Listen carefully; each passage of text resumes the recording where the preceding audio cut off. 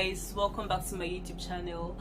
I am Hiba, and if this is your first time stopping by, please do well to like, share and subscribe to my channel. So this is approximately 2 weeks to the start of Ramadan, and it's not new observing Ramadan alone, because since I entered the university, I've always been observing Ramadan alone, except for the year of COVID that I observed it with my family. If you know me, you would know that I'm the only Muslim in this setting, right? Like in my faculty. So, and we live together, so it's pretty much very difficult and it's isolated fasting alone. But I've been able to come up with a coping mechanism, sort of, and that's what I'll be sharing with you in this video.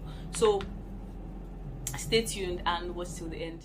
So what I usually do when it's like 2 weeks to the start of Ramadan is to plan my day, right? So on a normal school day, I would wake up by 5:30 to observe Fajr and then shower and then get ready for school. So depending on which posting I'm doing, then school time can either be 8 o'clock or 8:30, sometimes 7:30. So waking up 5:30 has been the routine, it has been the norm for me. But now that we are getting close to Ramadan, because I have to increase the acts of ibadah and all of that, I developed this plan to help me gradually ease into Ramadan. And basically I usually write it down, right? So I write all of it down and practice it for 2 weeks before Ramadan starts. Regardless of how the day goes, I try to follow this routine by the book, especially the morning routine, because that is the part that I actually need to remain stable, so that I would not miss sahur on any day, and I'll be able to do the tahajjud every night. Now I'm briefly going to give you a rundown of how the day is planned to go. So I wake up by 3:45, right?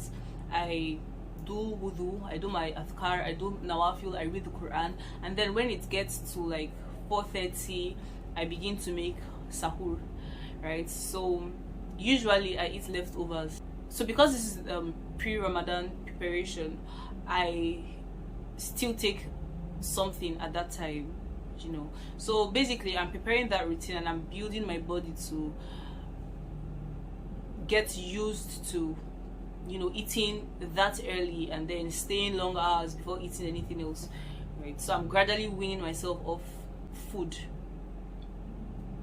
So I start making sahur, and mostly it's leftovers, and then I once it's 5, I go and shower, and immediately I'm done showering, I go to pray Fajr. So I pray Rakatain Fajr, and then I pray Fajr after, and then I use this Citadel of Believer. So there's a portion of it that has the morning and evening adhkar. I just run through the morning adhkar, and then by the time I'm done with all of these, it's like around 6 o'clock or 6:15. So most times I just go back to bed, but the plan is to like study between that time and then when it's time to go to class, right? So I sometimes study on my bed till I sleep off, and then I go to class whenever I wake. So I always set my alarm for 30 minutes before class, so that I can be properly dressed and take my time to walk to class. I don't have to rush. Then this is just a summary of my morning routine.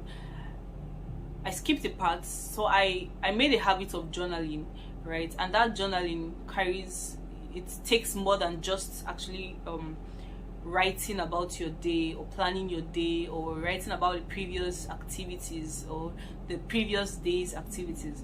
What I usually do is to prepare the surah I would love to recite during my salah for the rest of the day. So I would, you know, while reading the Quran, I'll find, you know, some portions of the Quran that I want to use. So it helps me with memorization, and it helps me with focusing during salah, and then it helps me with memorizing the meaning of the different verses of the Quran, and then it helps me to keep my mind attached to the salah, right? So I'll talk more about it later in a separate video, you know, my coping with Salah and all of that. So getting to class, morning review, and going through the whole day. Now once it's 12:30, I use Muslim Pro, so my Dhuhr time with Muslim Pro is around 12:40, 12:50 p.m. So once it's 12:30, I find a way to come back home so that I can pray, right?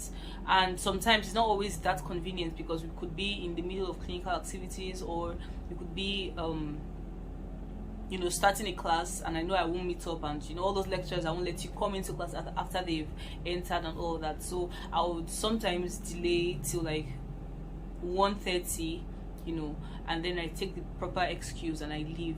Now that's to pray Dhuhr, and then when I return, classes usually close by 5 normally. Whenever it is that we close, I come back and I pray Asra, and then I shower and sleep. Now that sleep is, I feel it's like quite important for me, because at that point I'm already drained and I feel like I need to properly rest, because my mind is just going to keep wandering through several different things. So I need that rest, and then I sleep between 5 and 6, and then when I wake I prepare iftar, and once it's 6:45 I eat, and then I go to pray Maghrib, and I recite the Quran. Between Maghrib and Isha I recite the Quran. I just try to do 1 or 2 little miscellaneous activities that I haven't really planned for that day, or maybe things that I carried over from the previous day. Within that time I try to complete all of that, and then once it's 8 I go to pray Isha, and between 8 and 9:30 I do whatever it is I feel like, right? So most times I have a lot of responsibility, extracurricular stuff, so that's the time I usually have to focus on those things. And once it's 9:30 I begin to prepare to sleep, right? So I must have showered by then, just prepared myself to sleep, however it is people prepare to sleep, and then latest 10 I'm already asleep. Now I realized that doing this, following this routine for at least 2 weeks before Ramadan helps me ease into Ramadan, so I don't feel like there's that drastic drop in the level of my activities, in my concentration, in all of that, because I'm already used to the whole thing. And yeah, so basically that's what I spent the whole of today doing, writing this, and then I also wrote out my market lists. So I'll use between now and the week of Ramadan to compile the list, so that I can have something comprehensive when I go to shop. Yeah, that's all I have to talk about today. I think the next video I'm going to be making, maybe it's going to be like the weekend before Ramadan, so like all that 9 minutes preparation and stuff. So I'll film that, and I also thought about making the Ramadan daily vlog, but I feel like it's going to stress me out a little, because I already have a lot of extracurricular stuff on my table. So I'm going to restrict that to a summary of the first 10 days of Ramadan, and then the second 10 days, and then the last 10 days of Ramadan. So please stay tuned to this channel. I really don't know when this video is going to air, but I feel like it's going to be somewhere in the middle of Ramadan, because I really do have a lot of extracurricular stuff in my hands. So whenever it does air, I hope that some of the things I said here may be useful for you throughout the rest of Ramadan. So I wish you all the best, and see you in my next video. Bye.